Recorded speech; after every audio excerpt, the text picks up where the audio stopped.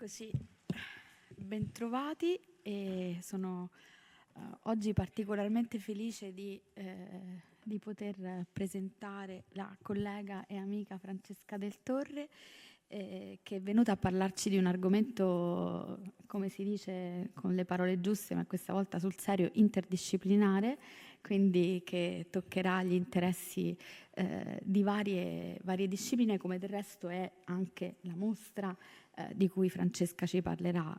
Il suo intervento è proprio dedicato alla presentazione di questa mostra che è attualmente in corso, ancora in corso, al Kunsthistorisches Museum, se non sbaglio è stata inaugurata il 25 di marzo? Il 10 marzo, perdonate. Ecco, e terminerà il 29 giugno, quindi abbiamo ancora un po' di tempo per andare a vederla. Naturalmente vi esorto ad approfittare di questa bella occasione. Francesca Del Torre è una studiosa decisamente nota, su cui tuttavia vorrei dire qualche parola. Si è formata all'Università Ca' Foscari di Venezia, quindi insomma è tornata sul luogo del delitto. Si è laureata con Terisio Pignatti con una tesi dedicata ai disegni di Giambattista Piazzetta e della sua scuola conservati presso il Museo Correr. Ha collaborato con vari musei, il Museo Civico di Treviso, il Museo Archeologico Provinciale di Torcello, è stata assistente del direttore presso l'Istituto di Storia dell'Arte della Fondazione Giorgio Cini, dove è stata anche titolare della borsa di studio Rodolfo Pallucchini, e ha partecipato naturalmente alla realizzazione di diversi progetti di mostra con il Kunsthistorisches Museum di Vienna, dove dal 2011 è curatrice della pittura italiana del Rinascimento, appunto. I suoi interessi sono molto vasti, vanno dalla pittura veneziana del XVI secolo alla grafica, alla pittura del XVIII secolo, il collezionismo d'arte in epoca moderna, e recentemente ha curato la mostra Natura in posa che si è tenuta a Treviso, poi è stata co-curatrice della mostra Tiziano e l'immagine della donna nel Cinquecento, una mostra bellissima, e ha curato, infine oggi ci presenta la mostra Arcimboldo Bassano Bruegel, i tempi della natura, appunto ancora in corso al Kunsthistorisches Museum di Vienna. Lascio dunque la parola a Francesca, ringraziandola moltissimo per aver accettato il nostro invito. Grazie Valentina della presentazione benevola. Ecco, sì, ho scelto questo titolo, Le stagioni e i mesi di Bassano e il Rinascimento europeo, per in un certo senso condensare in un titolo il significato poi di questa mostra, che ho avuto dopo anni di tentativi mai riusciti, ho avuto la possibilità appunto di organizzare al Kunsthistorisches Museum, non in una forma ristretta come era inizialmente il progetto, cioè limitato al ciclo dei mesi di Leandro Bassano, dipinti tra il 1581 e il 1587, e che sono sicuramente, con grande margine di sicurezza, sono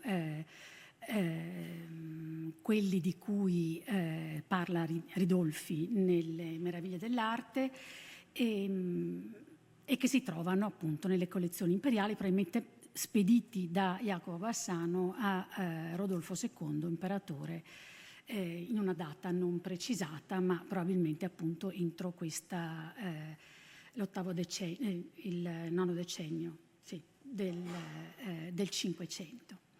Allora, ringrazio innanzitutto Valentina Sapienza per l'invito a presentare questa mostra.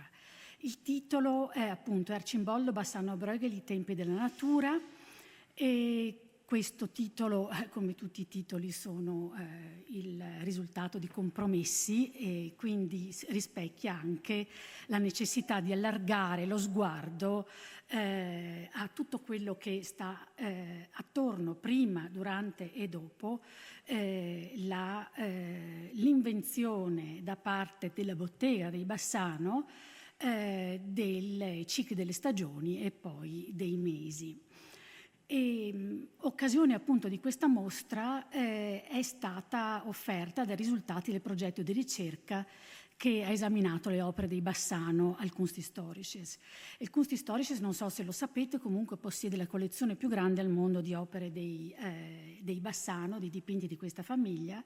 Più di 80 sono le opere riconducibili a diverse maniere, sia di Jacopo che a quelle dei due figli più dotati, Francesco e Leandro. Opere di soggetto religioso, ritratti, ma soprattutto almeno 3 serie di stagioni e mesi dell'anno. E quindi nel corso del lavoro, il progetto che si spera giungerà alla pubblicazione nel 26, c'è questa, si pone questa domanda: perché questa abbondanza?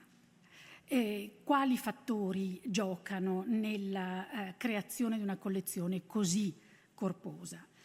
E soprattutto l'abbondanza di questi soggetti, perché in percentuale siamo decisamente in maggioranza rispetto alle opere, seppur meravigliose, come l'Adorazione dei Magi di Jacopo e tante altre, sì, ritratti e scene religiose, basta pensare, o biblici, basta pensare alla Tamar. Perché questo successo? Che si riflette appunto nella crescita esponenziale della produzione, della domanda e quindi anche dell'organizzazione della bottega dei Bassano. E quindi sulla base cerchiamo di collocare bene, di capire bene questo fenomeno, per quanto sia possibile, ecco, porre dei paletti. Ecco. Quindi sulla base delle informazioni ricavate dalle fonti, emerge come la diffusione delle opere biblico-pastorali di Jacopo, cioè scene bibliche inserite in un contesto pastorale, idilliaco, quindi nella campagna bassanese, queste opere biblico-pastorali erano già richieste all'inizio degli anni 70.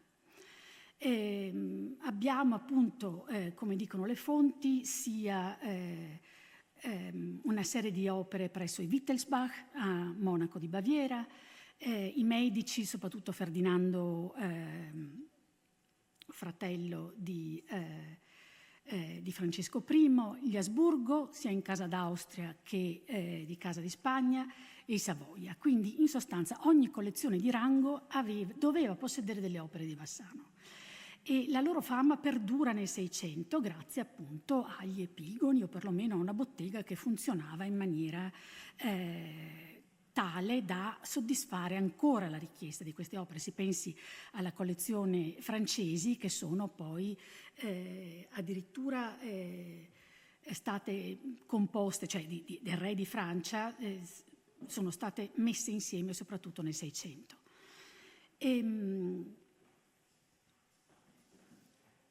E quindi ci si pone questa domanda anche considerando il gusto, la storia del gusto, la storia del collezionismo, cioè il gusto del tardo Seicento, dei collezionisti del tardo Cinquecento, era orientato decisamente verso la riproduzione dal naturale. Jacopo, nella voce dei biografi, si pensi a Maruccini, è definito addirittura miracoloso nel dipingere cose pastorali. E questa corrente, questo filone, viene anche ribadito da Van Mander, che appunto poi ne esalta le scene notturne, quindi c'è veramente Jacopo e i Bassano sono famosi per le scene biblico-pastorali, per le pitture di animali, di tutti gli oggetti di uso comune e per i notturni. Quindi la sua fama è legata strettamente a questo prodotto che ha un grande successo. Perché? Perché lo sviluppo della rappresentazione di soggetti naturali è più marcato nella seconda metà del secolo ed è strettamente legato alla rivoluzione scientifica, cioè che è un elemento chiave della cultura visiva del Rinascimento, cioè questa passione, questo interesse per la natura.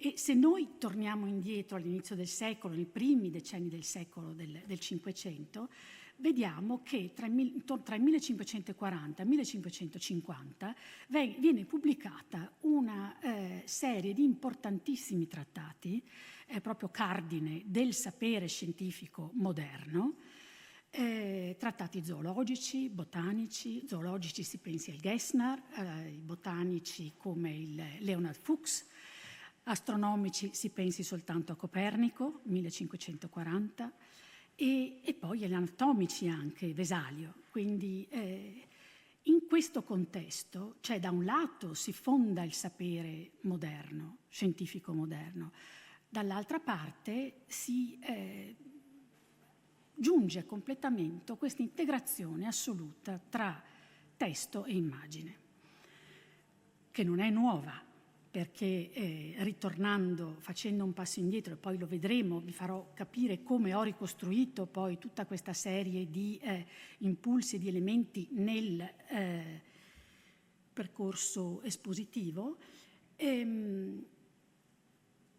Testo e immagine sono già presenti in Itacuvina Sanitatis, ad esempio, con una struttura ben precisa, immagine e sotto descrizione della pianta o dell'elemento nutritivo, con il collegamento alla lezione dei temperamenti, degli elementi, probabilmente anche delle volte dei pianeti, quindi l'influsso astrologico, e quindi abbiamo questa struttura di sapere che è stata data, probabilmente origina da Dioscoride, ecco, dal medico greco attivo in epoca tardo-romana, che viene riscoperto poi nel Cinquecento nei commentari di Mattioli.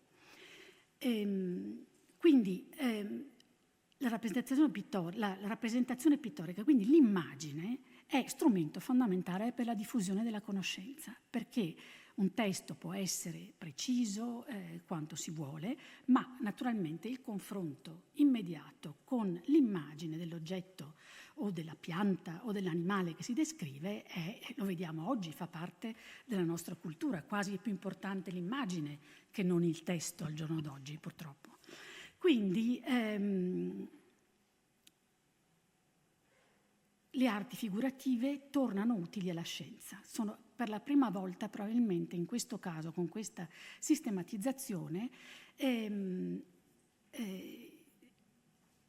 stanno le arti a servizio della scienza. Quindi gli scienziati si affidano ai pittori, ai disegnatori per documentare la diversità della natura e si creano in tal modo le condizioni per la nascita di un nuovo gusto, perché si deve pensare che chi fruiva questi trattati poi erano naturalmente persone di alta formazione, eruditi, scienziati, ma soprattutto anche sovrani, che danno impulso a loro volta agli studi scientifici. Vedremo poi il tema degli orti botanici come centro del sapere, sia a Padova che a Pisa che a Praga, no?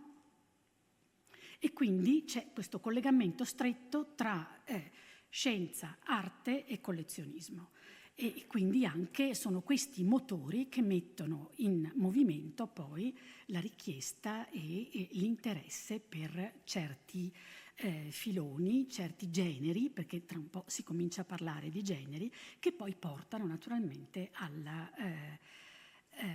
all'affermarsi della natura morta come genere autonomo. Quindi io ho dovuto restringere ovviamente il campo e limitarmi al Cinquecento. Ecco.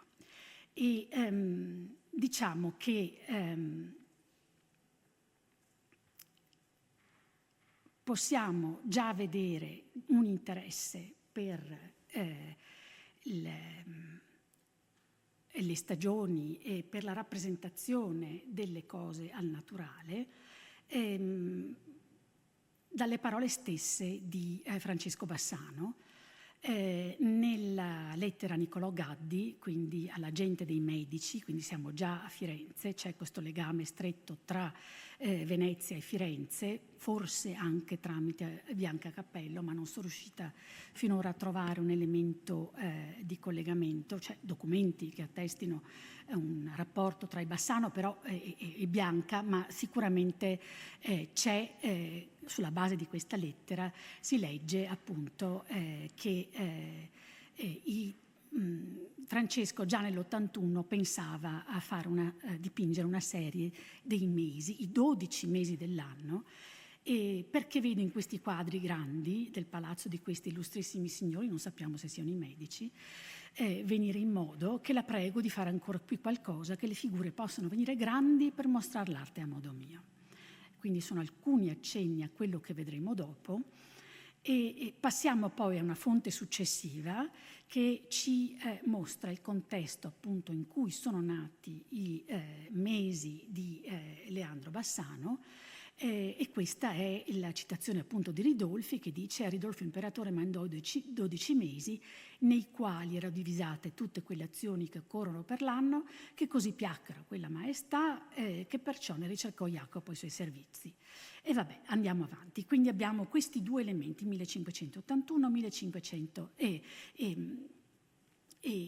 la citazione di Ridolfi. Siamo riusciti a restringere con il 1587 per l'esecuzione di questo ciclo sulla base di una testimonianza di Abraham Buchelius, che è in viaggio in Nord Italia, appunto, che attesta che nel 1587 nella bottega di Jacopo a Bassano c'era in lavorazione un ciclo magnifico. E questo l'ha tirato recentemente l'attenzione Claudia Caramanna. E questo è, per farvi vedere, il nostro ciclo, il gennaio, il nostro ciclo dei mesi, firmato da Leandro Bassano, in cui si vede appunto il segno zodiacale in alto e il livello del paesaggio sullo sfondo, in primo piano le attività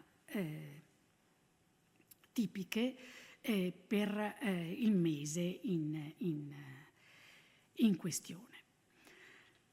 Allora, questo è l'antefatto. Come presentare e come rendere attraente per un pubblico che non sia un pubblico italiano per il quale appunto Bassano è diciamo così, una carta conosciuta. Allora, ho spostato l'attenzione sul concetto della misurazione del tempo, cioè il concetto come si rappresenta il tempo, il trascorrere del tempo nel Rinascimento. E per fare questo ho incluso, lavorando al Kunsthistorisches Museum, sapete che ha una delle collezioni più importanti, soprattutto di opere cinquecentesche, cioè che costituiscono il nucleo principale delle collezioni, che è stato poi istituito proprio nel Cinquecento, seguendo il gusto dei collezionisti asburgici, perché quello che differisce, che distingue le collezioni del Kunsthistorisches Museum, che si fermano al 1800, è proprio il fatto che riflettono il gusto di una dinastia che ha governato l'Europa per 400 anni. Quindi sono uno specchio, in pratica, del pensiero culturale europeo di questi secoli. E ho deciso di introdurre la mostra con questa splendida pastorale di Budapest, proprio perché da un lato ci presenta l'uomo con gli animali immersi nella natura. Questa è, diciamo così, la testa di ponte della nostra mostra. E quindi la rappresentazione della natura è il filo conduttore e la rappresentazione, come rappresentare il trascorrere del tempo. Vedremo, analizzerò questi vari temi, che poi si rispecchiano anche nel catalogo, nei saggi del catalogo, che è uscito in accompagnamento alla mostra, ci sono temi iconografici, ci sono temi collezionistici, ci sono temi di come il tempo viene rappresentato e di come, quali cicli all'interno del museo, delle collezioni, rappresentino proprio le stagioni. E Arcimboldo e Bruegel e Bassano sono attivi più o meno contemporaneamente. Questo è un dato di fatto, sì. Bassano un po' più tardi, ma Arcimboldo e Bruegel dipingono le loro serie tra il 60 e il 65.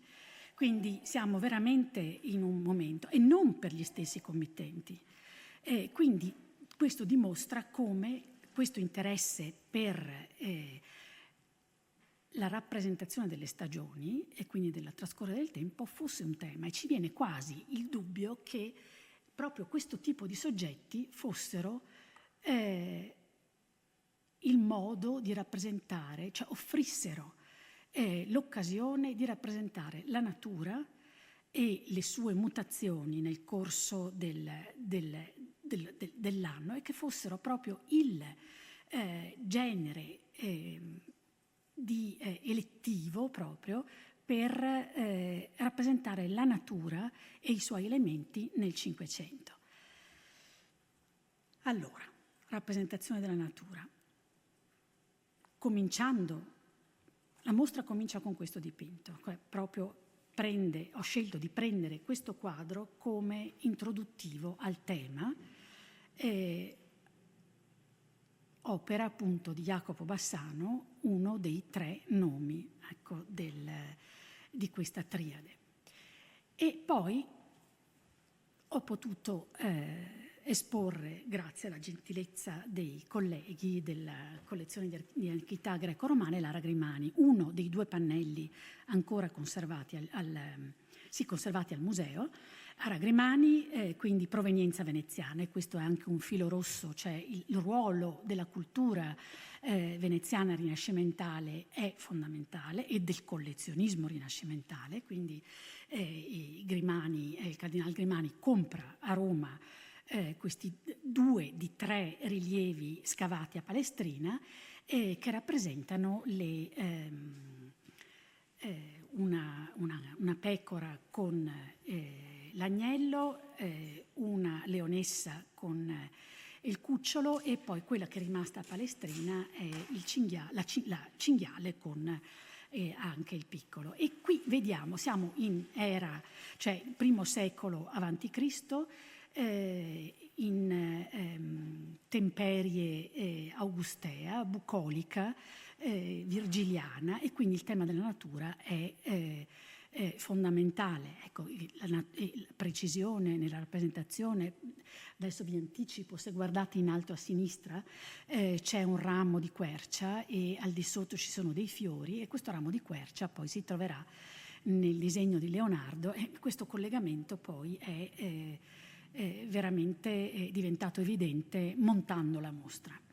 Ecco, quindi ho fatto degli affondi età romana, età medievale, con lo splendido taccuino di Giovannino de Grassi, e per spiegare il contesto nord italiano in cui gli studi naturalisti, l'interesse per la natura è fortissimo, ed è questo che Leonardo trova quando arriva da Firenze a Milano e che gli fa fare quelle cose meravigliose, no? Dai disegni preparatori per la Leda, che poi vedremo, ma anche la Sala delle Asse, quella cosa stupenda in cui la natura è talmente organica all'architettura che vi si sostituisce. Quindi questa sensibilità geniale senza dubbio, ha un impulso però da questo tipo di temperie culturale, che è testimoniata anche nel taccuino di Giovannino de Grassi. Aperto in mostra ad un'altra pagina, perché proprio autografa di Giovannino, ma insomma siamo qui 1380, quindi abbiamo messo la seconda pietra miliare, e poi ho voluto analizzare due artisti che sono fondamentali per il nuovo sguardo che rivolgono alla natura. Nel primissimo Rinascimento, quindi Leonardo con i suoi studi dalla Royal Library di Windsor, recto e verso sono le piante acquatiche che si trovano nel dipinto perduto ma noto attraverso le versioni degli allievi di Leonardo, e il ramo di quercia appunto con il ramo di ginestra, e Leonardo ha uno sguardo particolare perché è precisissimo, sono dei disegni di una meraviglia assoluta, di una precisione, però Leonardo è poetico, il suo approccio alla natura è fortemente atmosferico, rappresenta sì con precisione, ma non si ferma all'oggetto rappresentato, ma ne crea anche, ne ricrea l'ambientazione. Mentre invece, altra meraviglia, Dürer, altro artista fondamentale, che intorno al 1505 rappresenta questo mazzolino di viole con una precisione lenticolare, però vedete che è completamente isolato. La violetta è isolata da tutto quello che ci sta attorno. È proprio un ingrandimento assolutamente isolato. Così come questa meraviglia della ghiandaia morta, che è veramente uno splendore poterla vedere così da vicino, non ci sono neanche le barriere, vi potete avvicinare, è descritta ogni piuma, sembra quasi fremere pur nel rigore della morte, ecco, dell'animale. Però Dürer è fondamentale, e per questo l'ho scelto, per lo sviluppo dell'illustrazione scientifica, dell'illustrazione naturalistica scientifica.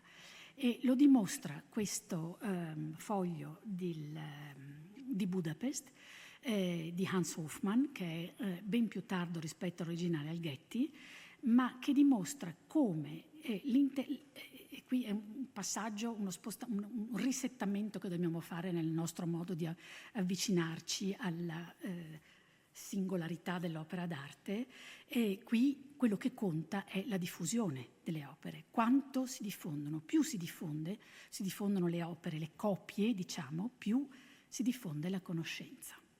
E qui abbiamo, l'ho messo proprio subito a fianco, è una pagina aperta del De Historia Stirpium di Leonard Fuchs, che riproduce appunto, fa capire il collegamento tra Dürer e l'illustrazione scientifica. Questo è un bellissimo esemplare della Biblioteca Nazionale, e che mostra, se voi vedete, quella che è poi la struttura dei Taquina Sanitatis. Cioè lui la recupera, Fuchs, con appunto la descrizione della pianta, testo da una parte, immagine dall'altra. Quindi nomina, forma, locus, tempus, temperamentum, e poi le vires ex Dioscoride. Quindi c'è anche qui sempre il collegamento al sapere rinascimentale, al sapere dell'antichità, perché il Rinascimento appunto riutilizza, riscopre le fonti antiche, le approfondisce e le traduce in lingua moderna, ma comunque li integra con le conoscenze nuove che continuano ad affluire. Cioè, ormai con la scoperta dell'America, per esempio, arrivano, inondano gli studi, gli orti botanici, piante nuove o i serragli, animali strani, nuovi, mai conosciuti, e quindi c'è questa assoluta necessità di classificare, di conoscere, di classificare, di studiare e di diffondere. Questa è la meraviglia di questo momento. E quindi dopo questa introduzione sulla natura, sulla maniera di rappresentare la natura all'inizio del Cinquecento, con gli elementi di botanica e anche zoologia, passiamo al rapporto natura, cosmo e scienza, quindi anche un accenno a quello che è l'evoluzione del sapere geografico e astronomico fondamentale in questo periodo, e i 3 filosofi naturalmente, come poi Giulia Zaccariotto ha confermato la mia scelta, diciamo. Io li ho scelti perché è evidente che sono 3 saggi, è evidente che sono persone che conoscono, a prescindere che siano i Re Magi, o i Re Magi erano scienziati, o che siano i rappresentanti delle religioni, sono 3 figure umane immerse in un paesaggio meraviglioso, e quindi questo è già una sintesi, è già un programma, ecco, di quella che sarà poi la pittura anche di paesaggio e di natura nel Cinquecento, e hanno però in mano strumenti scientifici. E quindi a commento di questi, Gian Bologna poi l'astronomia, no? Allegoria dell'astronomia, mostra strumenti scientifici e coniuga arte e scienza con strumenti invece di misurazione. Sono oggetti da Kunstkammer, però sono oggetti erano in uso di misurazione e di determinazione della posizione dell'uomo nell'universo, perché questa è la cosa fondamentale. Qui ho un po' scherzato con questo globo in pietra paesina che è toscano del 600, però mostra come anche le opere di Kunstkammer proprio, di destinazione, di Kunstkammer sono capricci, in un certo senso, grazie alla venatura del marmo, si riescono a riprodurre in qualche modo i continenti. Poi ha strumenti scientifici come le sfere armillari, che studiano i movimenti degli astri, no? E poi ho scelto di rappresentare appunto le conoscenze sul pianeta precedenti alla scoperta dell'America. E qui si nota un'Africa che è piuttosto indeterminata, non ancora precisa, ma naturalmente l'America è assente ancora, siamo nel 1450, ma come ha detto Edoardo Rossetti, questo affresco strappato proviene dal palazzo di un Visconti che era geografo, era interessato all'astronomia, e quindi in un certo senso questo è il ciclo dei filosofi conservato a Brera. Ecco, questo è uno dei frammenti strappati, di affresco strappati e poi trasferiti su tela. Quindi abbiamo questa rappresentazione un po' immaginifica e questa che è assolutamente meravigliosa. Di nuovo arte e scienza. Dürer nel 1555 su commissione di Matthäus Lang von Wellenburg, vescovo di Salisburgo, incide queste carte dell'emisfero boreale e australe, quindi settentrionale e meridionale,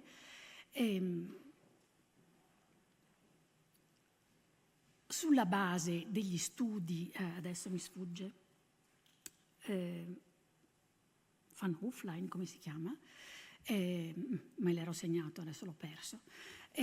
Comunque sono studi che risalgono al 1503, che vengono poi, lui ha l'incarico da parte di Wellenburg di inciderli, e queste carte meravigliosamente sono splendide, vengono da Monaco, sono acquarellate a mano, vedete sulla carta, quella dell'emisfero meridionale, meno conosciuto, quindi meno popolato, ecco, vedete lo stemma di Wellenburg in alto a sinistra, la dedica, e poi è divertente che invece nell'emisfero boreale è un omaggio agli astronomi del passato. Li vedete questi 4 signori, c'è Tolomeo in alto a destra, poi ci sono, anche lì l'avevo, Manilio Romano, e Giulia forse, no, niente, vabbè. Ve lo trovate nel catalogo, quali sono i nomi dei 4 astronomi, però insomma è interessante vedere come appunto il sapere cinquecentesco, il sapere moderno si fonda, attinge al sapere antico. E qui abbiamo i globi di Mercatore, di Gerhard Mercator, che vengono da Cremona, splendidi esempi, 1541 quello terrestre e 51 quello celeste, dipinti in lapislazzuli e oro, e quello terrestre, quello celeste, scusate, si basa sulle carte di Dürer. Cioè le carte degli emisferi incise da Dürer servono da base per i globi celesti fino, credo, a 600 inoltrato.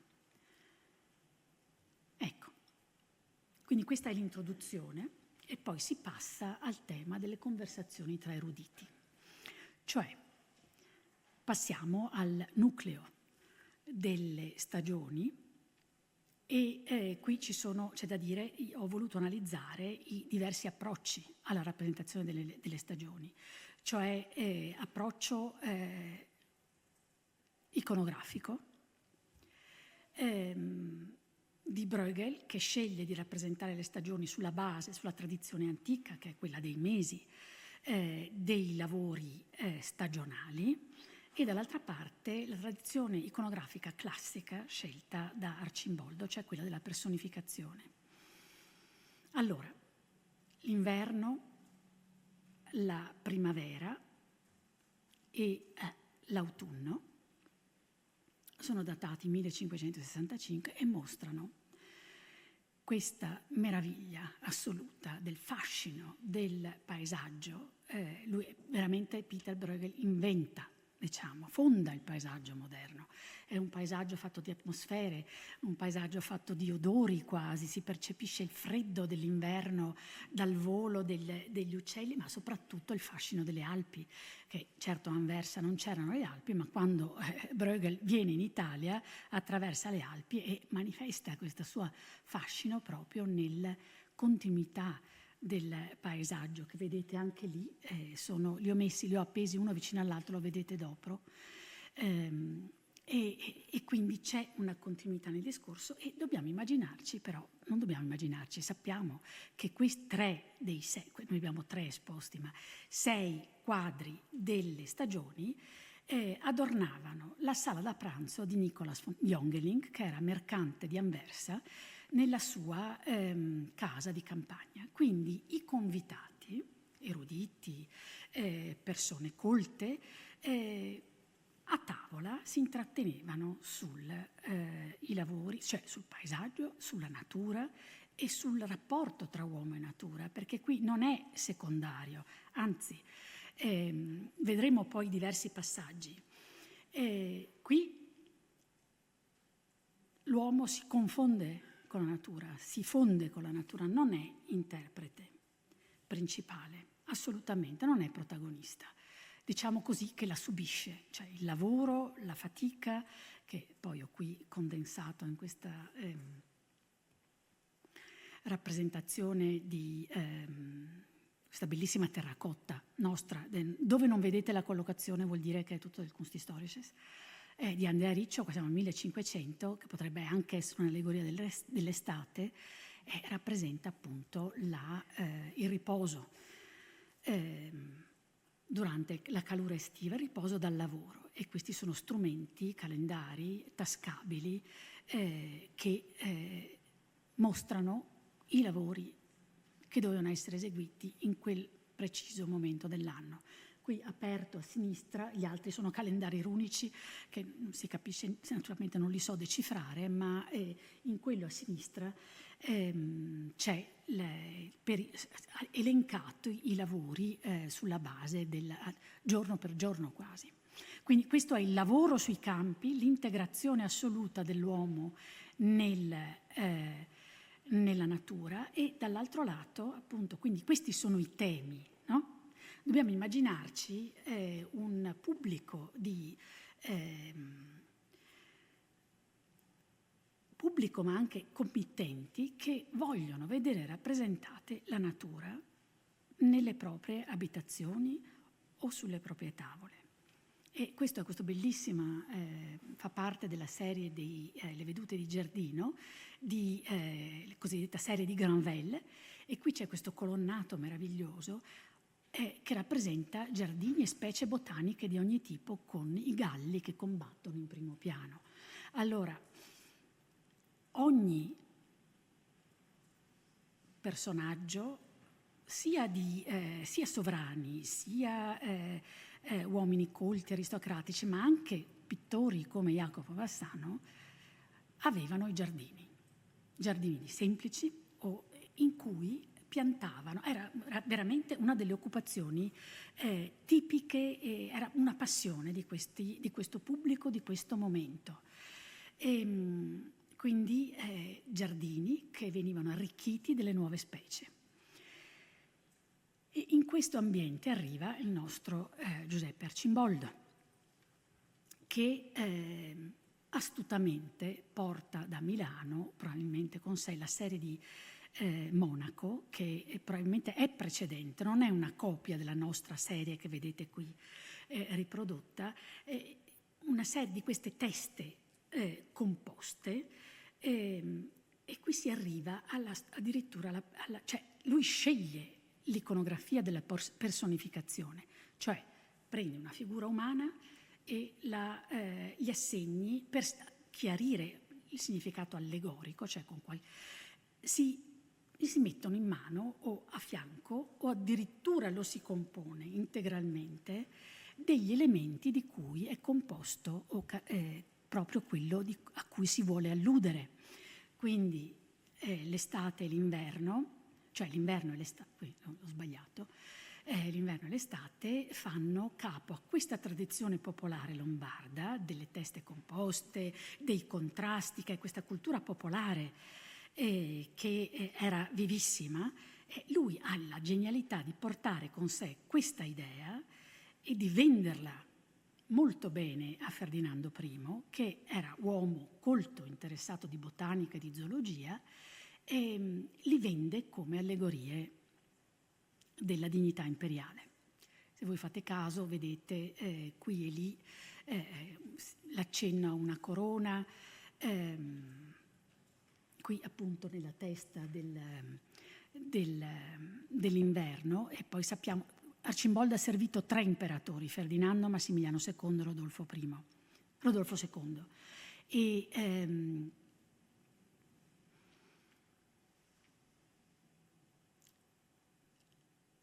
Massimiliano amava farsi rappresentare nei tornei o nei cortei come inverno, cioè caput anni. E quindi ho resistito alla tentazione di chiedere in prestito questa testa di Giano Bifronte, perché appunto caput anni, oltre a dare il nome al gennaio, spiega anche questa tradizione antica di rappresentare anche le allegorie proprio sulla base, in forma di teste, cioè c'è un legame sicuramente, ecco, non abbiamo le prove, ma visivamente è immediato, no? E qui abbiamo di nuovo il nostro inverno che vedete ci sono i segni della dignità del toson d'oro, perché c'è l'acciarino intessuto sul manto di paglia, e qui Arcimboldo poi lavora, è attivo a una corte in cui c'era per esempio un Mattioli, no? E difatti sappiamo anche dalle discorsi di Tafelreden, Tafelgespräche vengono definite, di Johann van Neefe, che era medico di Augusto di Sassonia, in visita a Vienna alla corte di Ferdinando. Lui racconta come durante questa visita l'imperatore era solito illustrare ai suoi convitati le 4 stagioni di un pittore meridionale che rappresentavano le 4 stagioni, e ne spiegava la bizzarria, l'originalità, ed era un pubblico che erano gruppi, riunioni di persone colte che si intrattenevano sulla botanica, sulla fauna e sulle proprietà nutritive di piante e anche animali, no? Quindi questo è il contesto scientifico in cui si muove Arcimboldo, che non solo sicuramente produce modelli per l'illustrazione scientifica, ma anche se ne serve, perché questo Mattioli, questa tavola del Mattioli, fa pensare a questi limoni che si vedono cioè che Marcimboldo si sia servito di queste illustrazioni per realizzare i propri dipinti, specialmente quando doveva fare l'allegoria della terra, no? Questo viene dalla serie di Elementi, che è più tardo, però si vede come lui poi, da bravo illustratore, copi questi animali che si trovavano nel serraglio di Rodolfo e li spedisca a niente po' di meno che a Ulisse Aldrovandi. Quindi qua abbiamo un'immagine di quanto stretta fosse questa rete di comunicazione. Pensiamo adesso di essere estremamente connessi, ma lo erano anche loro, forse anche in maniera più pregnante di contenuti che non oggi. Ecco, quindi passiamo, non voglio fare la bacchettona, però insomma, tanto per capire, ecco, a che livello si muovevano queste persone a quell'epoca, ecco, come sia stato possibile poi un Galileo, no? Questa evoluzione straordinaria della scienza. E qui abbiamo appunto fuoco e acqua, gli elementi, e quindi questo interesse anche per i pesci, per gli animali, per i diversi elementi che costituiscono il fuoco. Vedete questa splendida corona fiammeggiante, no? O i coralli nell'acqua che mostrano alludono anche qui alla dignità imperiale. E poi siamo nell'ambiente dei calchi da natura, no? Naturali, di gesso della natura, quindi abbiamo un Palissy e un Jamnitzer che fanno questi calchi dal vivo degli animali e li trasferiscono su oggetti di uso comune, perché si voleva anche questo, si voleva la natura, ma anche la misura del tempo sulle proprie tavole. Questi sono due elementi di una fontana da tavolo, uno è nostro e uno viene da Amsterdam, che rappresentano il Sole e la Luna, quindi le unità di tempo. Questo Apollo bellissimo che viene da Amsterdam, e poi le 4 stagioni. Questi erano gli elementi di base di una fontana da tavolo realizzata per Massimiliano II. E quindi sono le 4 stagioni. Immaginatevi un registro superiore, non sappiamo quanto andasse, come fosse strutturata questa fontana, sappiamo però che zampillava a tavola, quindi immaginatevi cosa era questa meraviglia, ecco, proprio questa comunanza, questa quotidianità, diciamo, nei rapporti con la natura e con la sua rappresentazione. E naturalmente l'orologio dei pianeti per Rodolfo II rappresenta poi l'unità di tempo, le ore, in collegamento con i pianeti. Quindi abbiamo proprio questo tema del tempo che poi io ho voluto approfondire in alcune sezioni, la sezione per esempio dell'influsso del tempo sull'uomo, la Sfinge con questa peliche del III secolo a.C. dalle collezioni che mostra appunto la Sfinge, Edipo e la Sfinge, oppure questo splendido bronzetto di Agostino Zoppo, ambito veneziano, dal Metropolitan, che è tutto pittorico e rappresenta proprio la vecchiaia come allegoria del trascorrere del tempo. E poi per tirarsi su, ecco, Beam con la fontana della giovinezza, si entra stanchi e vecchi e ammalati e se ne esce giovani e vigorosi e aperti a avventure amorose, e poi la botta del Vanitas con il ritratto di Burgmeier e la moglie. E poi però abbiamo considerato anche l'iconografia cristiana, questo è il verso dell'andata a Calvario di Hieronymus Bosch, e questo è stato interpretato come Gesù bambino che gioca con col girello, ecco, e e la girandola, un tema appunto della ciclicità del tempo e anche dell'inesorabilità del destino umano anche per il figlio di Dio. Ecco. E da qui vedere come nell'iconografia questi temi vengono rappresentati. Come vengono rappresentati i mesi in età romana. Questo è il Filocalo, è una copia seicentesca della Biblioteca Vaticana. Io ho chiesto e ho avuto 4 mesi, e questo era un calendario romano, quindi mostra, appunto, dicevamo, la figura umana con gli attributi. Quindi quello è la modalità proprio che, diciamo, ha più successo nel corso dei secoli, anche nella tradizione medievale. E questo era il calendario romano. Manca naturalmente la pagina con il calendario vero e proprio, ecco, che mostra l'elenco delle festività. Per passare poi ai baldini, scusate, cioè le incisioni dei pianeti. E vedete, questo è importante per capire poi la struttura delle rappresentazioni dei mesi più avanti, nel 500, qua siamo nel XV secolo, a metà del 400, e mostrano appunto, sono fantastici perché hanno il pianeta, i 7 pianeti con i segni zodiacali e poi i figli dei pianeti con le loro caratteristiche che sono descritte nel testo in calce. Quindi è con collegamento ai temperamenti, agli elementi, quindi siamo veramente in una formulazione completa di questo orientamento proprio nel cosmo, ecco, nell'universo da parte dell'uomo, tentativi di classificare e di comprendere il rapporto uomo-universo, no?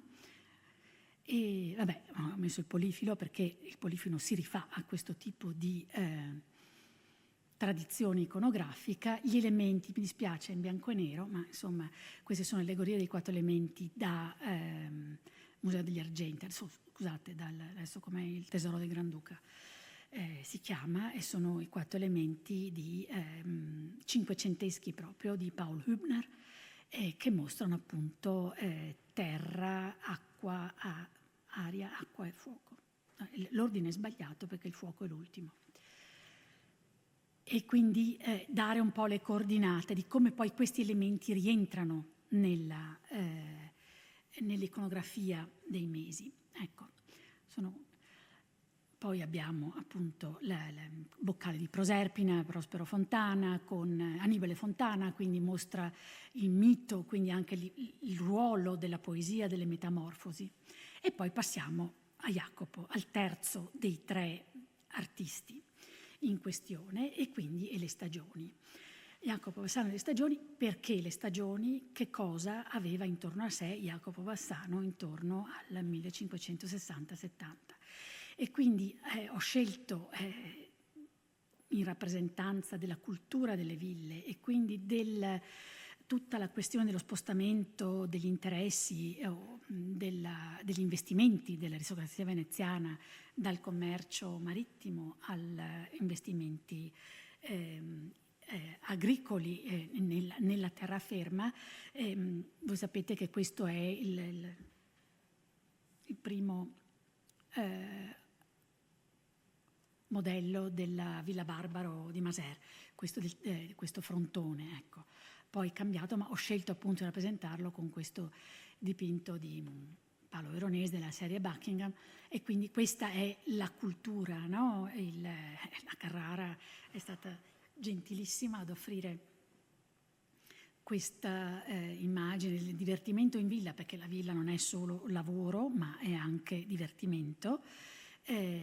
In secondo piano, cos'è questa cultura che anima il trasferimento di questi interessi? Da un lato è la necessità e dall'altro è proprio accompagnato questo movimento, questo spostamento, questo nuovo orientamento dell'aristocrazia veneziana è alimentato dalla necessità di nutrire la popolazione che era cresciuta c'è stato un boom demografico all'inizio del Cinquecento, quindi come incrementare la produzione, come far rendere questi terreni in maniera ottimale sono proprio necessità elementari, ecco. E quindi poi queste necessità sono accompagnate da un boom editoriale incredibile, perché i classici non solo dell'antichità ma del Medioevo, come il Pietro de Crescenzi, vengono studiati, pubblicati, illustrati e anche tradotti in volgare. Tra il 1540 e il 1580 c'è veramente un'esplosione. E qui ho scelto il frontespizio per mostrare appunto la struttura, una delle prime rappresentazioni di una villa, insediamento di origine romana in campagna. Ecco, qui poi ho scelto, un po' spostato, vabbè, il Deve Rustica, prima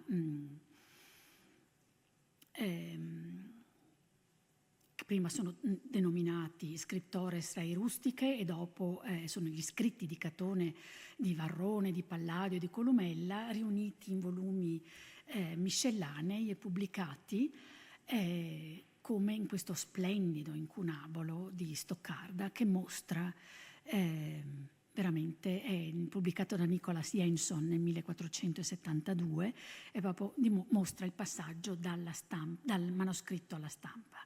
Ci sono volumi che lasciavano la tipografia in bianco e nero, diciamo, con lo spazio lasciato libero per le miniature, che poi vengono in base alla committenza, ricca committenza, venivano poi decorate. Oppure le 20 giornate di Agostino Gallo, che aveva iniziato con 10 giornate e poi con il successo strepitoso diventano 20 a fine secolo. Ecco, e in questo contesto Jacopo dipinge la primavera, le stagioni, ne abbiamo conservate 3, e la quarta è in Messico nel frattempo, l'inverno, e qui vediamo che Jacopo sceglie il modello Bruegel, no? Lavori nei campi, però è tutta un'altra cosa, cioè, come Arcimboldo al centro sta l'uomo. Poco da fare, c'è questa tradizione italiana che è ineluttabile. Ecco, quindi l'attività umana, l'attività dei contadini è nobilitata, celebrata, rappresentata forse in maniera idealizzata, ma certamente in un clima di assoluto rispetto. La scena biblica che c'è sullo sfondo crea il collegamento o la giustificazione ancora con di una rappresentazione così profana, diciamo, con la necessità di collegarla forse alla liturgia dei Quatuor Tempora, non so. Comunque sicuramente siamo in età della Controriforma, Concilio Tridentino, e quindi la necessità di la prescrizione, diciamo così, le direttive di nobilitare anche le attività più umili, di ridare dignità ai contadini e al loro lavoro, passa anche di qui per opere di questo tipo che rappresentano appunto i diversi lavori che vengono espletati durante l'anno. Questa è l'opera che adesso è in Messico, e poi ho scelto anche però di mostrare quali sono le fonti per questo tipo di rappresentazioni, a chi poteva essersi riferito Jacopo, che aveva una grande collezione di stampe, e quindi la taglia per esempio di Luca di Leyda o l'incisione di Peter Bruegel. Guardate la struttura, come lui compone il paesaggio, è veramente interessante. Lui deve aver visto l'incisione di Bruegel. E poi naturalmente Tiziano, fondatore del paesaggio veneziano, cioè ad aprire proprio la prospettiva in profondità degli spazi così affascinanti, che poi anche lui si serve della Lattaia di Luca di Leida, e poi questi elementi vengono poi riprodotti anche nei trattati, cioè c'è uno scambio di immagini continuo, no?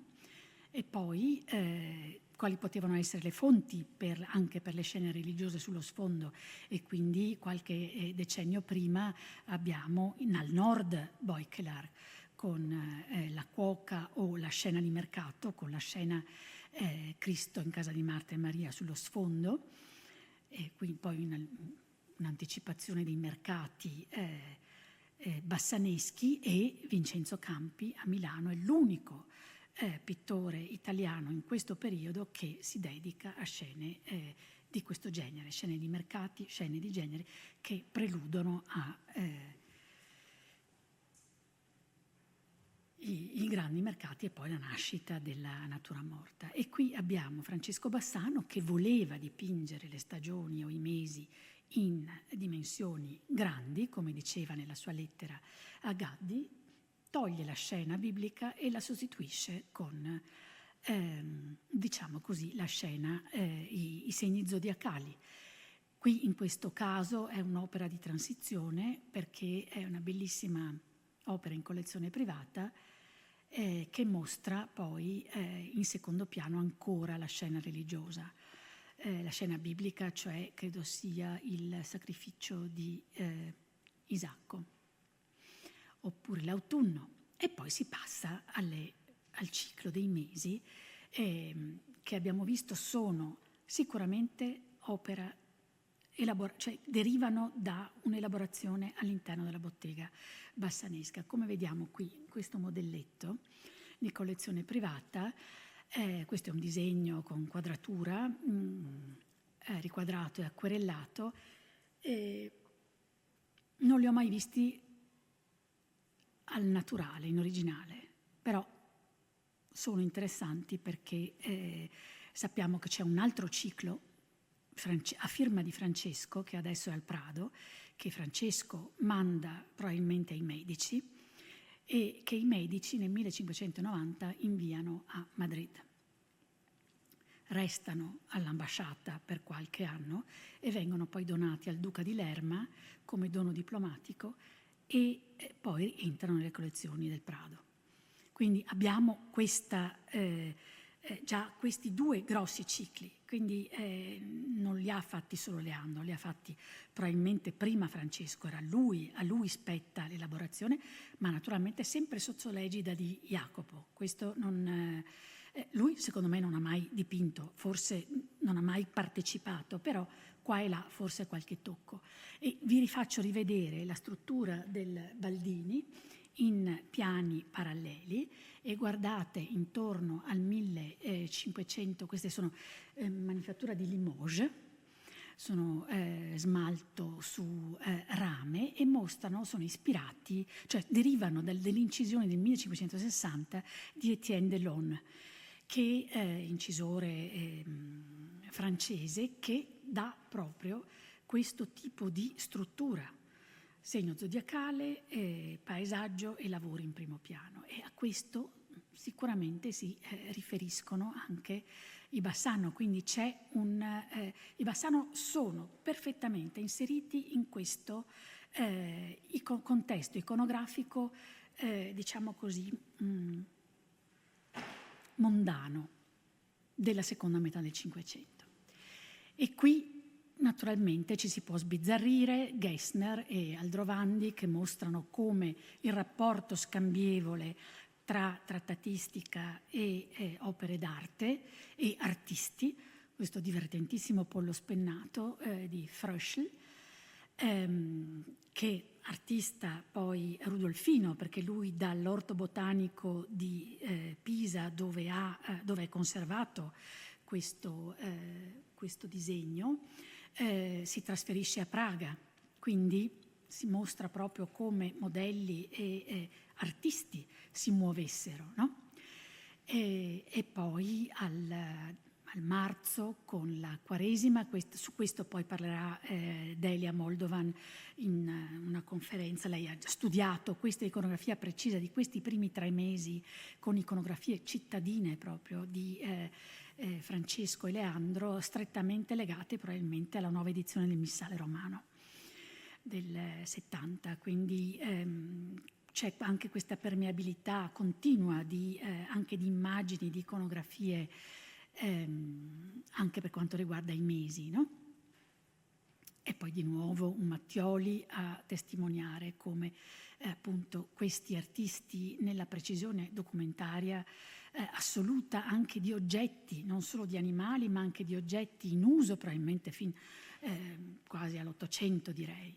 E qui emerge proprio nella mostra, è evidente come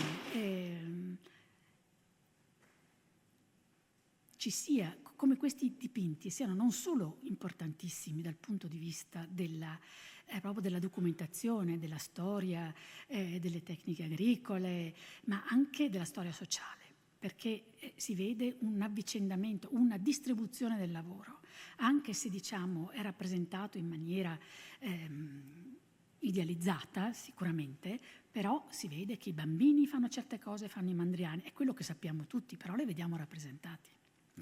Le donne aiutano, gli uomini fanno i lavori, le donne arrotondano i bilanci con fornelli casalinghi a Bassano, come le donne della famiglia dei Bassano, che sappiamo possedevano un fornello in cui ricavavano la seta, la filavano e la vendevano.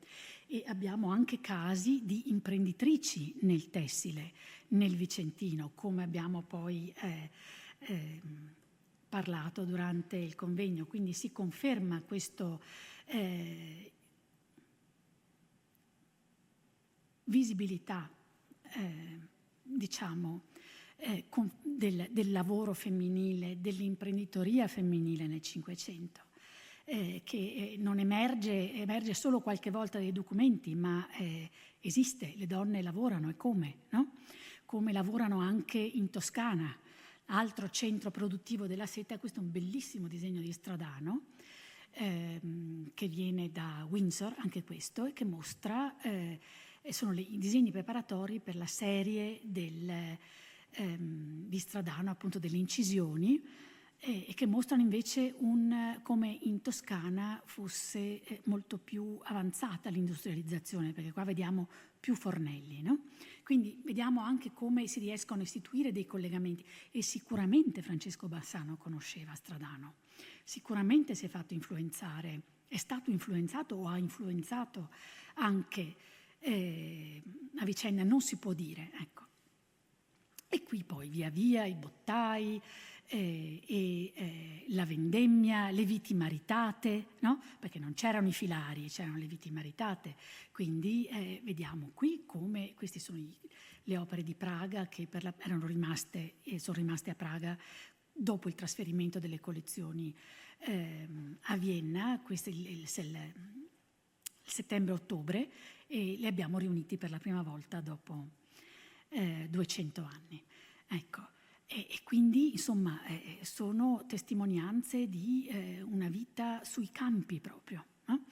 E possiamo apprezzare veramente la precisione nella descrizione degli animali e delle piante e degli strumenti che ci portano al passo successivo, e cioè ai rapporti dei Bassano con lo studio di Padova. E Padova, sede abbracciava la filosofia aristotelica, era molto aperta agli studi naturalistici, e nel veronese, come anche nel padovano, nel vicentino e nel padovano, si andava a erborizzare, cioè erano delle attività già nel 400, erano iniziate l'erbario di Roccabonella, il cosiddetto erbario Rigno. Ci sono tantissimi erbari e studiosi di botanica che lavorano nel 400, che fanno queste spedizioni sui colli iberici, e Francesco Calzolari farmacista aveva anche un museo naturalistico e lui era un botanico, partecipava a queste spedizioni botaniche, di questo ne parlano molto bene Giuseppe Olmi e Lucia Tongiorgi nel catalogo, nel saggio in catalogo. E quindi è proprio questa tradizione locale che poi si rispecchia anche nella creazione l'istituzione della prima cattedra di materia medica nello studio padovano, e Prospero Alpini, medico di Marostica, amico, conoscente e medico curante dei Bassano durante il periodo di attività appunto negli anni, nel 1500, dall'84 all'86, quando lui torna dalla spedizione, da aver accompagnato il console Emo al Cairo per 3 anni e aver studiato lì le piante dell'Egitto. Lui è in contatto con la famiglia Bassano e si fa fare questo ritratto.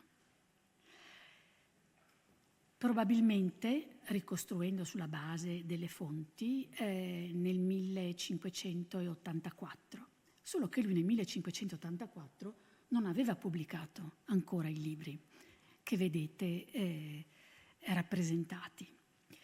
Quindi questo è un studio del caso che ho fatto con la collega di Stoccarda. L'ho pregata di verificare se, sulla scia di quello che aveva detto Michel Hochmann nel suo contributo al convegno su Leandro Bassano, effettivamente il dorso, il dipinto è stato rimaneggiato.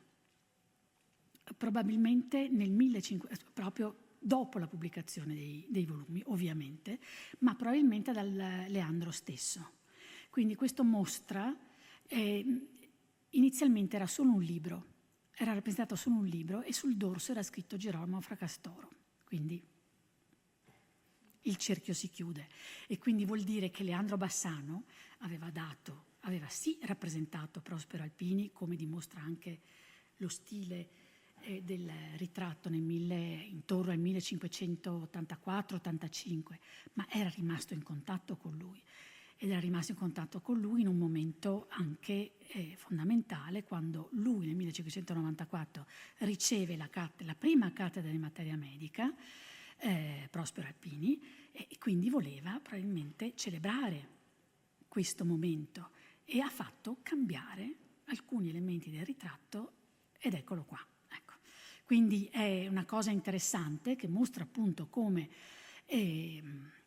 Leandro Bassano, ma anche Francesco, perché abbiamo un bellissimo ritratto studiato appunto da Sofia Magnaguagno, che dimostra, potrebbe essere, pone l'ipotesi, è un ritratto di un astronomo e quindi mette anche lì in collegamento anche Francesco, e perché no, ecco, con lo studio padovano, essendo lui fratello maggiore. E qui appunto c'è la pianta dell'Orto dei Semplici, perché appunto la necessità di una cattedra di materia medica era fortemente legata al progredire degli studi botanici, e quindi la materia medica si basa sul sapere botanico. Quindi c'è questa bellissima pianta del porro, e abbiamo anche esposto l'erbario Michel proprio per mostrare come Venezia, e quindi di nuovo tornare al tema dei giardini, fosse importantissimo, soprattutto questo primo volume, perché rappresenta le piante che provenivano dal Messico, e Piero Michel diffondeva anche le semenze, le piante stesse, le semenze. Era proprio uno strettamente legato all'Orto Botanico di Padova e anche punto di riferimento per i botanici dell'epoca.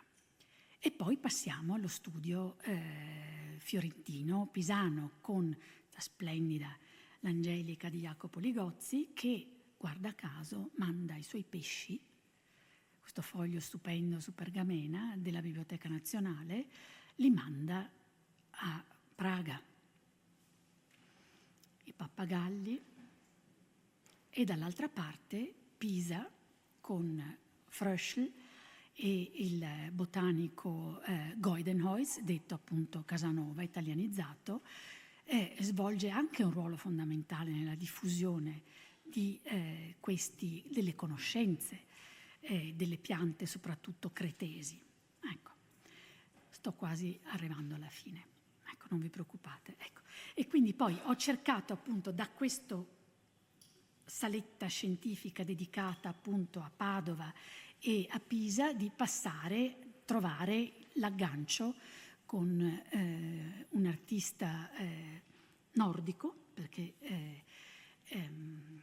di Anversa, con questi mercati che sembrano proprio nature morte. Ecco. Cioè, manca poco al salto, ecco, dell'autonomizzazione completa della natura morta come genere appunto a sé stante. E questi sono la cosa divertente, che sono contesti assolutamente cittadini, legati, borghesi proprio, anche con personaggi borghesi, legati ancora all'iconografia tradizionale. Vedete, nei tondini sono rappresentati i mesi dell'anno. Qui abbiamo il mercato della frutta, quindi è l'autunno con il bottaio, si stappa il vino, messi di nuovo a confronto con un'iconografia assolutamente aulica per ricapitolare. Ecco, quindi questa splendida arazzo della serie delle grottesche mostra appunto di nuovo la personificazione del mese con gli attributi e splendide bordure botaniche fantastiche, e che ci portano poi alla conclusione con le 4 stagioni in una testa sola, che è appunto forse l'autoritratto di Arcimboldo. Così ne parla, sembra far alludere Comanini nel 1591, c'è infatti la firma, cioè lui potrebbe essere un ritratto in età matura, e lui si rappresenta come tronco d'albero, quindi come l'inverno, alla fine probabilmente della sua vita, con invece gli elementi, proprio gli elementi stagionali che lo decorano, ecco, lo ravvivano, proprio a voler sottolineare questo stretto rapporto dell'artista con la natura stessa, diventa lui stesso natura. Ecco, allora io vi faccio passare velocemente delle foto dell'installazione della mostra, perché naturalmente ci sono diverse problematiche, cioè sono in pratica le sale a disposizione che determinano anche per forza il percorso espositivo, quindi mi sono sentita dire: ma perché fate la mostra dentro le salette laterali? No, perché per andare da una sala all'altra bisogna passare per le salette laterali. La struttura stessa del museo non sono le sale della galleria, quindi bisogna fare di necessità virtù. E quindi, oltre all'altezza, sì, come questa direi, degli spazi, che va ridotta perché se no c'è dispersione, non si può illuminare, così. Allora abbiamo con l'architetto delimitato la zona, si cerca sempre di tagliare, di ridurre, con questi pannelli, con questi tavoli che sono ad altezza, cioè permettono anche l'accesso per i disabili, quindi questa era la richiesta, e benissimo, abbiamo realizzato in questo pannelli di legno che hanno una struttura, mostrano le venature del legno, quindi ci sono anche questo tipo di accortezze, ecco. Poi si procede, si entra e si vede la pastorale di Jacopo, poi appunto si vede il Leonardo e Dürer, per aver chiaro questi elementi fondamentali, fondanti, e poi si passa alla sezione, sempre nella stessa sala, lo sguardo verso i 3 filosofi e gli strumenti scientifici, e poi la vista su Bramante, Dürer e i globi, per passare poi alla sala successiva, quella appunto delle conversazioni erudite con le tre stagioni messe in continuità in maniera da rendere evidente proprio anche la continuità dello sfondo paesaggistico. Questi sono da un lato e dall'altro l'angolo con gli arcimboldo. Quindi i tre, li vedete, ne vedete due di tre di Monaco, i nostri due delle stagioni e poi le nostre, gli elementi con la terra che viene dal Liechtenstein. E poi il Bassano, in una di queste salette laterali, e questa è una visione delle due stagioni con le grafiche che sottolineano appunto le fonti proprio iconografiche e culturali di Jacopo Bassano, perché anche la storia dell'arte non deve essere trascurata in tutta questa pienezza di botanica e zoologia e astronomia e astrologia. Ecco, e quindi si passa qui alla sala dei Mesi, una sala molto grande e quindi era predestinata ad accogliere la serie completa, quasi completa, manca il dicembre, con appunto aperti nelle vetrine i libri trattati o illustrazioni scientifiche che sono servite, potrebbero aver servito da modello, lo vedete qui, per proprio gli elementi naturalistici che abbiamo visto nelle immagini precedenti. Dalla sala grande si passa al gabinetto scientifico padovano con, vedete a sinistra, questo bellissimo ritratto di Francesco e Prospero Alpini, e poi si passa a Pisa e Praga con questo ritratto di botanico attribuito a Leandro Bassano che viene dal Castello Sforzesco. E proprio è divertente perché mostra c'ha la sobrietà di Leandro, non è proprio di grande qualità, però c'è questo mazzo di fiori in un vaso di ceramica bassanesca che sembra raccolto dal giardino e portato, cioè per niente composto, assolutamente spontaneo. E quindi proprio lo spirito di questi botanici, sia professionisti sia appassionati, no? I possessori di giardini piccoli, grandi, medi, grandi, orti botanici, insomma è questo il mondo dei naturalisti cinquecenteschi. E poi appunto alla fine, come ho voluto ancora una volta sottolineare con un altro colore, appunto la chiusura, la conclusione della mostra. Ecco, ho finito. Allora, io ringrazio tantissimo, scusate la voce, ringrazio tantissimo Francesca per questa conferenza ricca non soltanto di tantissimi spunti che spero adesso vorremmo sviluppare durante il dibattito, ma anche per queste ultime immagini che ci hanno consentito e consentiranno a chi non avrà la possibilità di recarsi al Kunsthistorisches Museum di appunto visitare quasi un po' la mostra, per cui mi sento veramente privilegiata da questo punto di vista e ti ringrazio davvero. E, vorrei lasciare la parola al pubblico in sala per le domande, le questioni che magari potremmo approfondire grazie alla presenza di Francesca. C'è qualcuno che vuole intervenire? Sì, grazie. Aspetta che ti portiamo il microfono perché siamo... per via della trasmissione. Sì, esatto. A casa non sentono e nella registrazione non si sentirebbe. Grazie Giulia.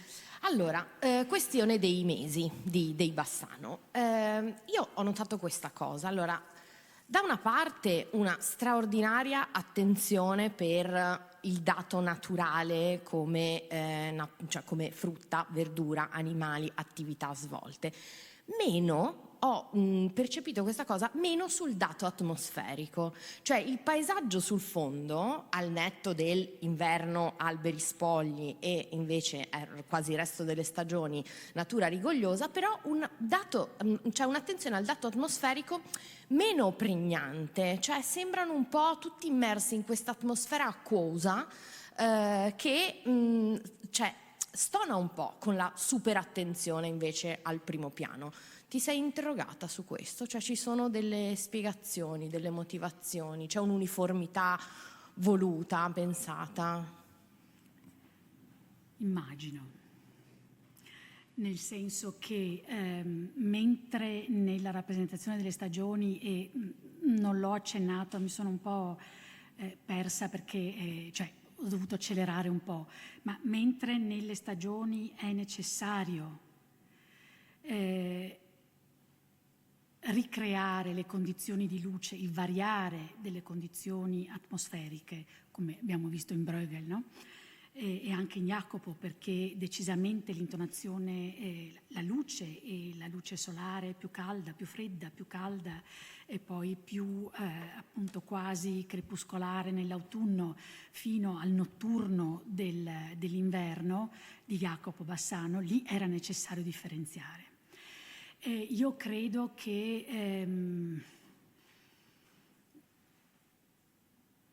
è quello che caratterizza queste opere di Leandro. Forse non so darti una risposta, certo è una certa monotonia rispetto appunto alle stagioni, forse non era necessario differenziare in maniera così marcata i mesi, perché in fondo si adottava un modello e lo si applicava anche a tutte le rappresentazioni, però non si deve nemmeno dimenticare che nel cielo c'è una costellazione, quindi forse la visibilità della costellazione è collegata all'ora serotina, potrebbe anche essere questo, ecco, la necessità, perché i segni zodiacali sono luminosi, posti su un fondale contro una nuvola, e allora forse si voleva rendere più verosimile?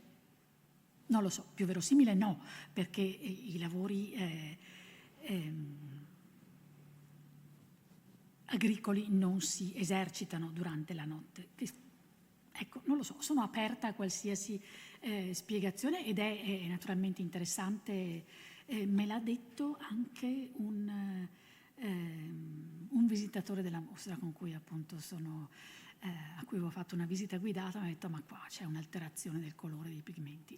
Non è vero, cioè i pigmenti non sono alterati, c'è appunto, come dire, questa intonazione di base che forse dà più risalto, anche serve come stratagemma. Per neutralizzare, no? In un certo sì, senso, ma anche per mettere in rilievo il le sfondo, figure. Vedremo il primo piano. altre, sì, perché quelli di Francesco sono molto più guardali anche tu, quelli sono nel catalogo di Fallomir del 2000, sono pubblicati, quello sul Bassano nelle collezioni spagnole. Quelli sono molto più piatti, meno vivaci, però anche lì c'è una specie di intonazione di fondo, ecco, piuttosto cupa. Ecco.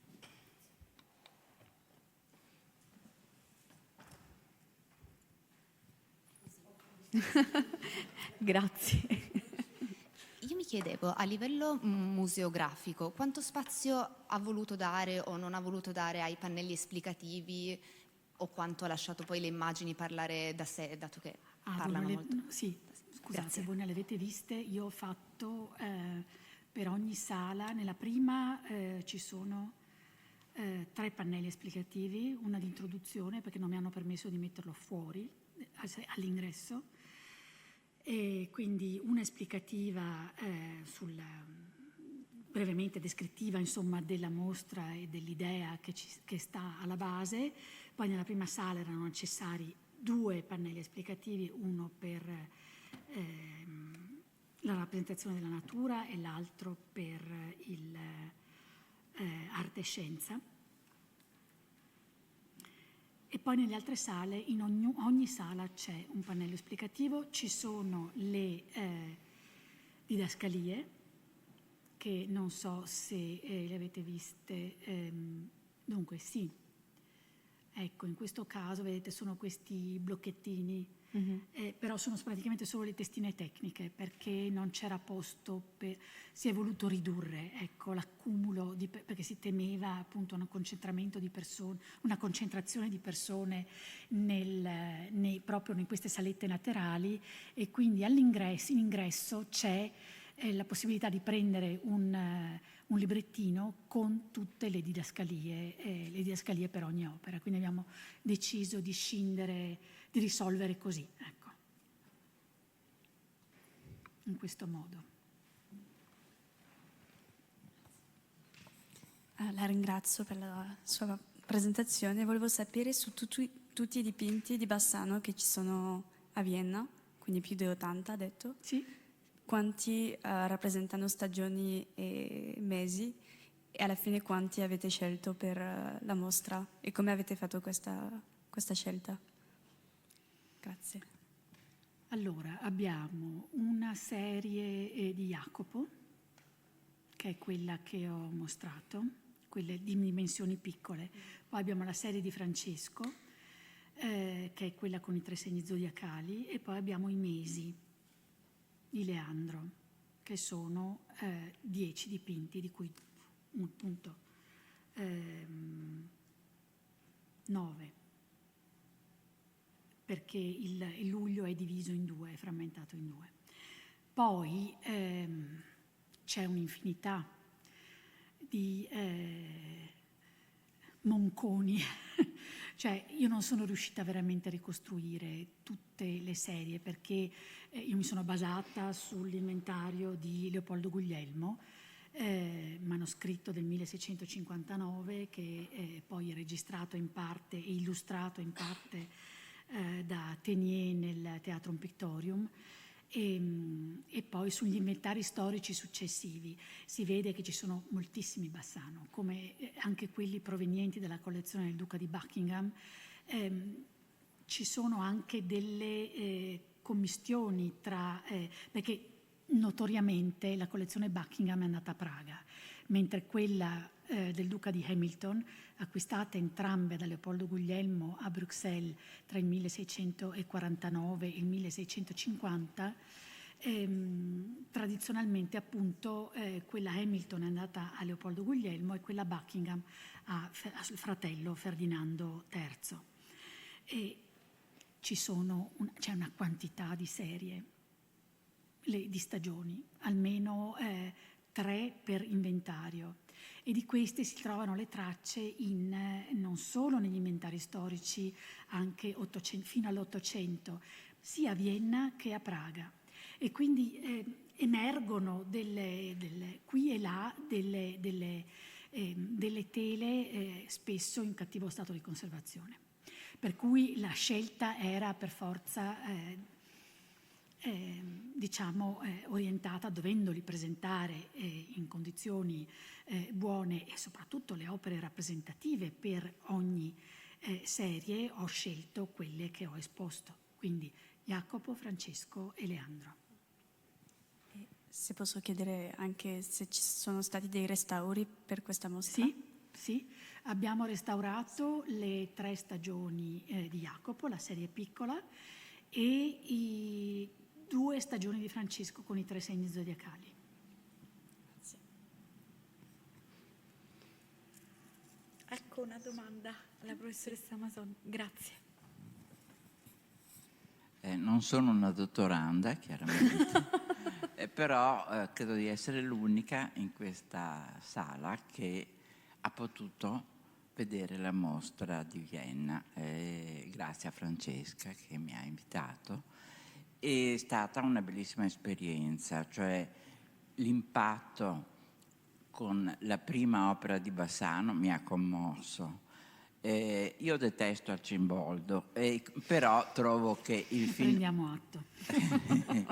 Però trovo che il finale è assolutamente da boom. La mostra, vi assicuro, è molto chiara, nonostante sia complessa. Ci sono dei momenti di difficoltà di legare la statuetta con il piatto, con il trattato, con il quadro, confesso. Però si è fatto di tutto perché anche il visitatore non colto capisse il senso. Mi viene da ridere per una cosa, che in questo momento alle Gallerie dell'Accademia c'è una mostra con ambizioni molto elevate sul corpo, e quindi quasi il contrario della tua sul paesaggio. Un'unica, più che una domanda, è una domanda che mi faccio da tanto, a proposito delle scene bibliche piccole inserite, ecco. Allora, tu dici la chiesa post-tridentina, cioè il clima post-tridentino, ma erano quadri che andavano a privatissimi, a stanze private di privati, quindi non lo spiegherei con il clima religioso, perché appunto non si... Jacopo è uno che fa il ritratto a 2 cani, insomma, cioè non è uno che si fa problemi. Allora, legarlo al clima tridentino mi lascia un po' perplesso. No, io non, forse mi sono spiegata male. Quello che pensavo è all'impronta che dà Jacopo a questi dipinti, al ruolo che attribuisce alla figura umana, alla figura dei contadini, che svolgono le proprie attività in primo piano. La scena biblica, Kirsi Eskelinen ha voluto collegarlo alla liturgia dei 4 tempi dell'anno, dei quattro tempora, e lo ha poi, diciamo così, spiegato, o fatto anche, sì, approfondito nella mostra che io non ho visto a Helsinki su Jacopo Bassano. Io lì la lascio, cioè io non sono pienamente convinta, cioè non sono convinta di questa lettura. Io vedo più in Jacopo Bassano e nella sua interpretazione veramente nella partecipazione emotiva che lui dimostra sia nei confronti della natura sia delle persone che popolano i suoi paesaggi, vedo più una sensibilità, cioè veramente un approccio di stampo religioso. D'altra parte le pastorali bibliche non sono altro che, cioè le stagioni sono un'evoluzione, cioè sono una delle manifestazioni dei dipinti biblico-pastorali, perché il contesto è quello. Ecco, poi è interessante anche notare che nelle altre versioni pochissime o repliche delle stagioni, la scena biblica scompaia. Quindi sembra proprio una cosa assolutamente puntuale. La lascio, cioè la ricerca è fatta così. Ecco, quindi non si risolvono i problemi, ecco, anzi se ne aprono degli altri, direi. Ecco.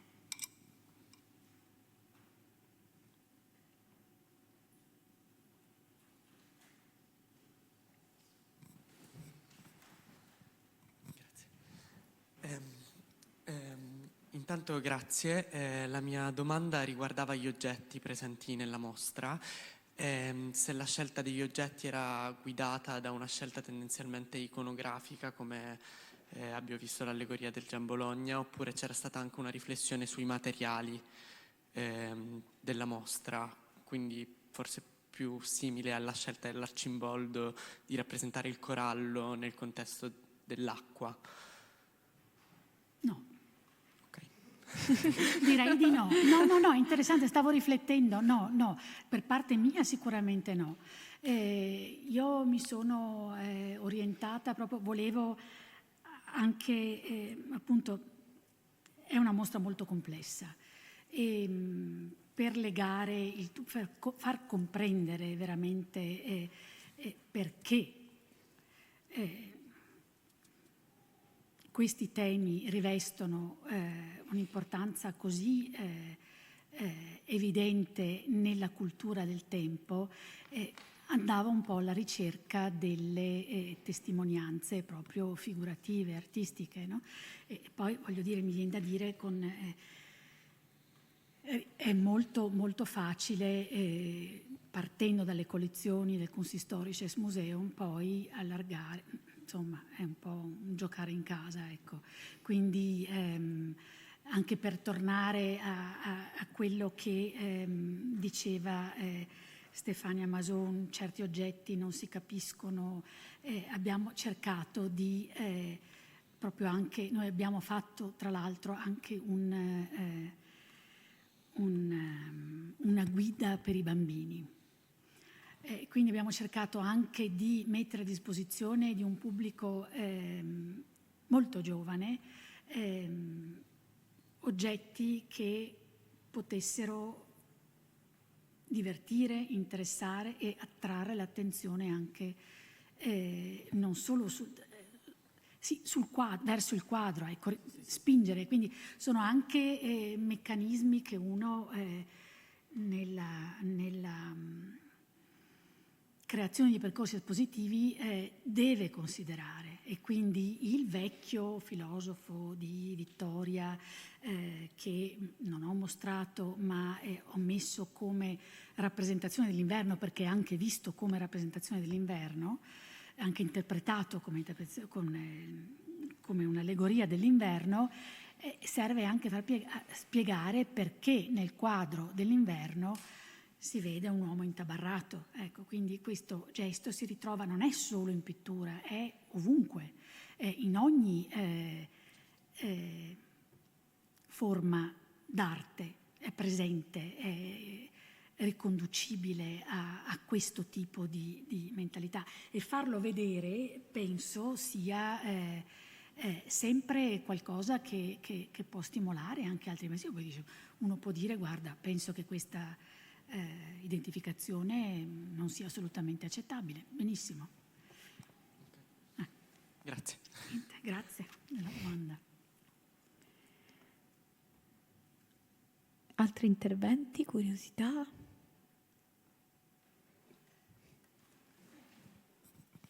Buongiorno, grazie. Io ho una curiosità su quello che aveva detto all'inizio, forse riguarda più il progetto generale di ricerca che state facendo che non la mostra. Mi sembra che un punto di partenza sia il fatto che la bottega di Bassano, a partire da Jacopo, riprende qualcosa, questa idea dei mesi e delle stagioni, che era un po' scemato, come dire, fuori dal tempo, se capisco bene, a livello di gusto del collezionismo, ad esempio.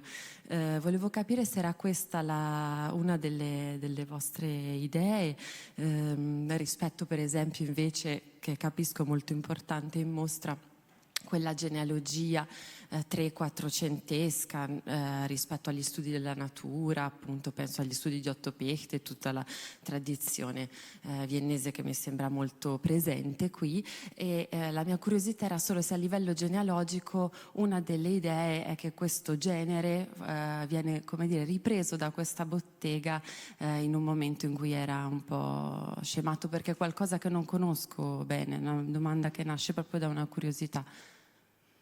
Ma no, non direi, anzi è proprio, io ho voluto portare, lei deve capire che appunto presentare i Bassano a Vienna non è una cosa semplice, e quindi è fondamentale, per questo infatti il progetto Comunque, non ha avuto... Francesca, ti rassicuro, perché neanche in Italia è una cosa semplice. No. Peraltro vi ricordo che non esiste un art dossier, cioè un dossier dell'art dossier su Bassano, perché è stato rifiutato più volte, perché è ritenuto poco appetibile dal pubblico. Quindi sono comunque pittori che anche in Italia Sì, diciamo. hanno una resistenza, cioè veramente creano una resistenza fortissima. Scusami se ti ho interrotto, ma la mi resistenza sembrava... è dovuta all'inflazione.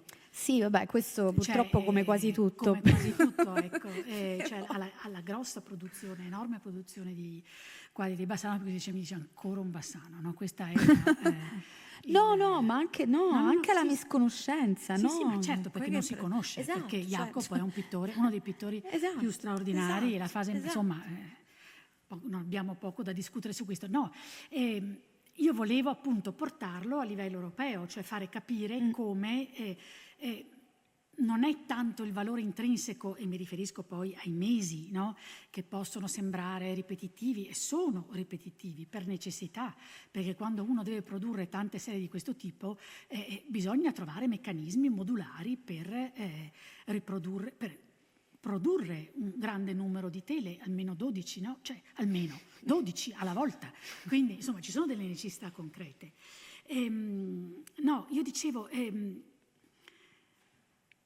far capire come tutti partecipano, Arcimboldo, Bruegel e Bassano, mostrano invece l'insorgenza di un nuovo interesse, soprattutto per le stagioni, direi, perché mentre i mesi li conosciamo, rappresenta i lavori dei mesi sui portali delle chiese romaniche, negli affreschi, negli arazzi, basta pensare a Torre Aquila, no? O a Schifanoia, addirittura più complessi nella loro iconografia. Le stagioni non sono così diffuse, cioè si preferisce, proprio perché i mesi sono adatti a decorare ambienti di grandi dimensioni, oppure appunto portali delle cattedrali. Ecco, quindi semmai le stagioni erano, le azioni, diciamo così, delle stagioni erano notevolmente scese, però tra 4 e 500 rinasce, cioè si riacquista importanza il tema delle stagioni, che vediamo appunto affrontato, se non altro, voglio dire, da Polifilo. Questo era anche uno degli agganci, no? Che potevano stimolare la riflessione su questi generi. Poi insomma Valeria Paruzzo ha anche scritto sull'iconografia delle stagioni, rinata, riscoperta, quindi insomma sicuramente, ecco, io non so dire da dove sia venuta l'idea a Jacopo, ecco, probabilmente ha visto le stagioni, le stampe di Bruegel, probabilmente, non lo so, è aperto. Comunque, ecco, poi anche lui, diciamo che abbandona, cioè lui inventa il genere, inventa il tema, il soggetto, poi sono i figli che eseguono. E quindi questo porta alla nota ripetitività ecco, non so se ho risposto. Sì. Ecco, mi aggancio proprio a questa ultima osservazione che hai fatto. Lui inventa il genere, per fare a mia volta una piccola domanda. Abbiamo visto, cioè, per me è stato veramente molto semplice percepire la circolarità della cultura che questi dipinti in qualche modo così quasi incarnano, assorbono, restituiscono, perché poi è tutto un lavoro. Però resta poi il tema importantissimo dell'invenzione, che è comunque centrale, no? E poi di un'invenzione in cui evidentemente c'è qualcosa ancora che dobbiamo chiarire. Ecco, la domanda che ha fatto Stefania, che è la stessa che avrei fatto anche io, cioè questa presenza del soggetto sacro da cui evidentemente il pittore non può prescindere, cioè c'è un'esigenza in quel momento, assolutamente. E poi anche invece la questione della ripetitività, quindi della serialità, e a quel punto lo spazio della bottega. Quindi la mia domanda è la seguente: dobbiamo immaginare le stagioni come un'invenzione di Jacopo, in cui la bottega di fatto non è implicata, o quasi, e per bottega intendo il complesso meccanismo di appunto creazione, che è necessariamente plurale, non può essere incarnato, ridotto a un singolo individuo per necessità, come dicevi tu, oppure appunto c'è qualcosa che accade di diverso, cioè appunto non è l'uomo Jacopo, lui è soltanto lui, e cioè, ecco, da questo punto di vista l'invenzione come l'avete così proposta, giustificata, eventualmente... Sì, è un po' complesso. Sì. Allora, io la dividerei in due, nel senso che da un lato c'è il criterio qualitativo, che non va mai, mi dispiace, Augusto Gentili è contro... No, assolutamente. Ma ecco, io credo che in lavori di questo tipo, diciamo anche appunto anche nel campo del progetto scientifico, quello che è necessario è stabilire dei gruppi guida, no? Cioè delle linee guida. Allora, una delle linee guida è sicuramente la qualità della resa pittorica, l'originalità dell'invenzione, e che poi si vede nella, diciamo così, nella semplificazione che avviene nelle versioni successive, no? Così uno lavora, no? E da un lato è questo, e dall'altro ci sono le fonti, e uno si richiama prevalentemente già alle fonti cinquecentesche, poi diciamo così sistematizzate in Ridolfi. Quello che viene fuori da queste, quello che emerge, ecco, noi sappiamo che intorno al 1560 prendiamo appunto la pastorale di Budapest, no? Che è un quadro meraviglioso. Ecco, intorno al 1560 Jacopo sviluppa un tipo di rappresentazione che ha un pieno successo, perché attrae un certo pubblico. Allora gli vengono richieste una serie di opere e la domanda cresce. Allora lui che cosa si inventa? Cioè lui deve, come lo dice anche bene Ridolfi, no? Si tira fuori la storia che lui era un conoscitore profondo della Bibbia, e che quindi si ispira ai diversi episodi narrati nella Bibbia per rappresentare, da inserire nelle sue rappresentazioni. Quindi c'è questo passaggio, quindi la necessità, una richiesta, e quindi a me è sembrato che le stagioni non fossero nient'altro che una evoluzione in questo senso, no? Perfettamente inseriti in questo filone proprio narrativo che lui percorre e che lui diciamo sfrutta fino alla fine. Alla fine, voglio dire, tira fuori il sogno di Nabucodonosor, no? Non è che sia proprio il diluvio, certo, le varie scene dell'arca, così, però insomma, voglio dire, vuol dire che era arrivato quasi alla fine, ecco, degli episodi. Quindi c'è una richiesta di pubblico, e anche questo determina l'evoluzione di un genere e la necessità dell'intervento di qualcun altro nella creazione, nella produzione di questo. Infatti si parla di produzione, no? Certo. Con questi enormi numeri. Quindi io credo che l'idea sia di Jacopo, sicuramente all'inizio, e credo anche che la serie con le rappresentazioni bibliche possa essere, cioè con la scenetta biblica sullo sfondo, possa essere benissimo una commissione specifica. Capisci? Perché la cosa che è interessante e che si vede soprattutto con Bruegel e Arcimboldo, e confrontati, e io l'ho fatto apposta in un certo senso anche cioè l'ho voluto anche visualizzare, anche se non tutto insieme, perché non ci sta tutto in una sala, ma questo tipo di rappresentazioni, i mesi o le stagioni, abbiamo detto, erano inizialmente soggetti cortesi. Parliamo di Torre Aquila, Schifanoia, Liarazzi. Quindi contesti decorativi di grandi dimensioni. Adesso quello che succede è che questi dipinti li troviamo nelle sale da pranzo. Ecco, Leandro fa parte a sé, cioè i mesi sono un ritorno a questa politica questa visuale, politica no? proprio di fruizione, diciamo così. Ma le stagioni sono adatte ad ambienti di dimensioni, cioè a luoghi di scambio intellettuale, scambio culturale.